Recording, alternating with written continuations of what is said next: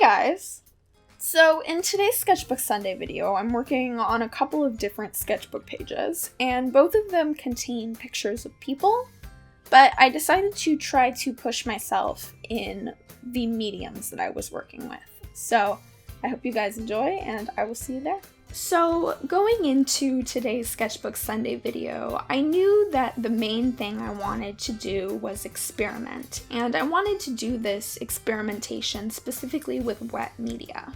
Now, I've mentioned in previous videos that the paper in this toned sketchbook, it tends to get sort of brittle when it's exposed to water or any sort of wet media.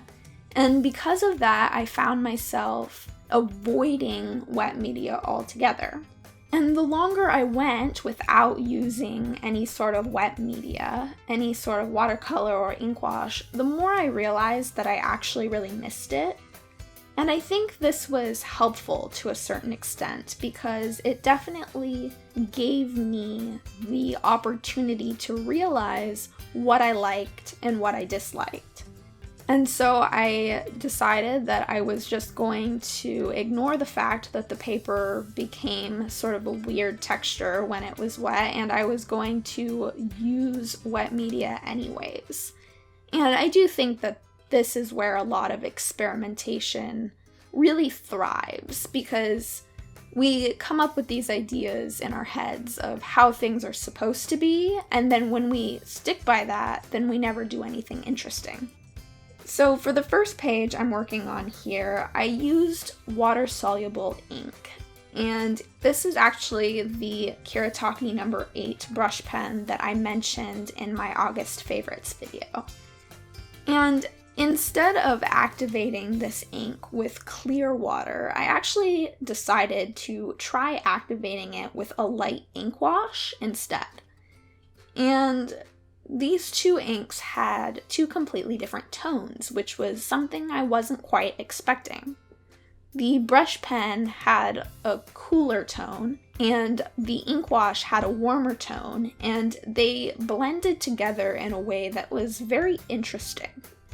And at one point, I ended up spilling my ink all over everything. It was on my background paper, and it was on my hands, and it was just a very extreme mess that I wasn't prepared for, and it was just because I was an idiot and I just set the lid of the ink on instead of actually screwing it on, and then I went to pick it up and it wasn't on anymore. So I ended up sopping the ink onto the next page so that I had a sort of starting point and it was a little less intimidating to start working on. And for the finishing touches on this first page, I actually used a white Prismacolor pencil instead of a gel pen, and this is something I've been experimenting with lately. And for a long time I was just using a gel pen because that was what everyone else seemed to do and it seemed to work. But I think that I actually like the texture of the pencil more than I like the texture of the pen.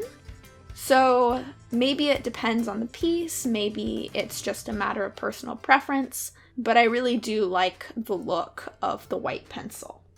So moving on to the second page that I'm working on here, I was still struggling a little bit with the idea of using wet media. So I decided that the best way to conquer that fear would be to face it head on. And I used the page as a place to test out all of my watercolors, and they actually showed up quite a bit better than I expected them to. And maybe that's because they're fairly pigmented, and I didn't water them down a whole lot, but I definitely was expecting them to blend into the paper more than they did.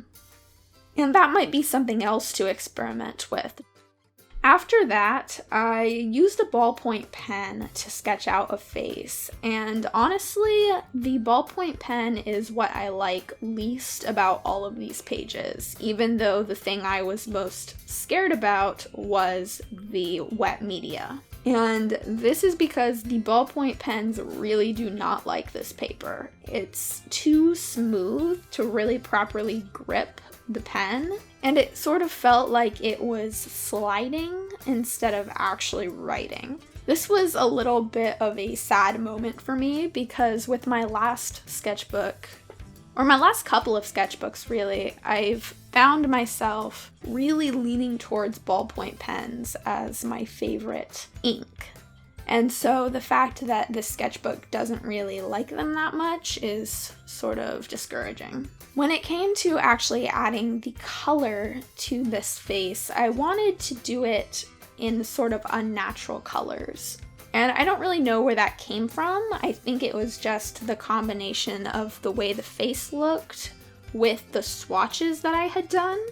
But the blue turquoisey color was really calling to me, and I wanted to make use of it in the face specifically. And in the end, it almost looks sort of alien, and I'm really happy with that since I am a fan of sci-fi and sort of mystical, magical things. So anything that's a little weird or bizarre is fine by me. However, I think the thing to take most from that idea is the fact that I just sort of went with it.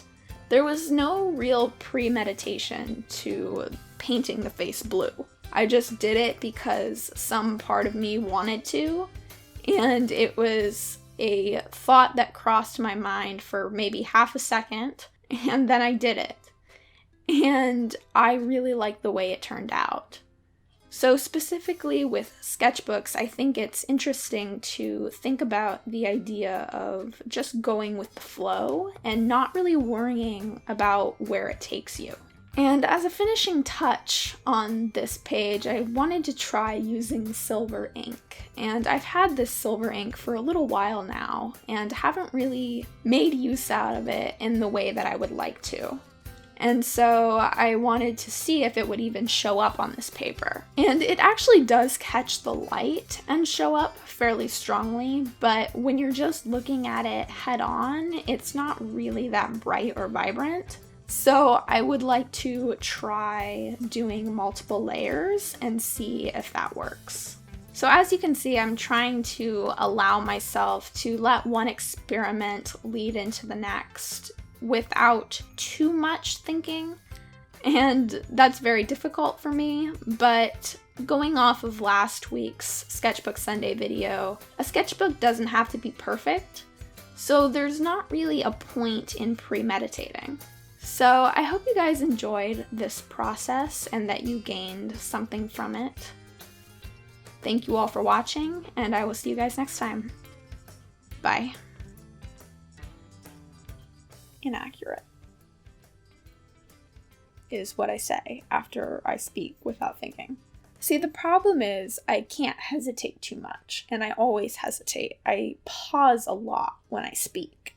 So I'll go, like I just did there, vaguely, for long periods of time without saying anything at all, because I'm just trying to piece together in my brain what I'm trying to say. So when it comes to doing things like this, it's very strange, because I can't really pause for 30 seconds at a time, and I don't particularly want to cut it up either. So this is hard. I also did my nails for once in my life. The rest of the video don't have nail polish, because I did my nails the day I recorded the rest of it, but after.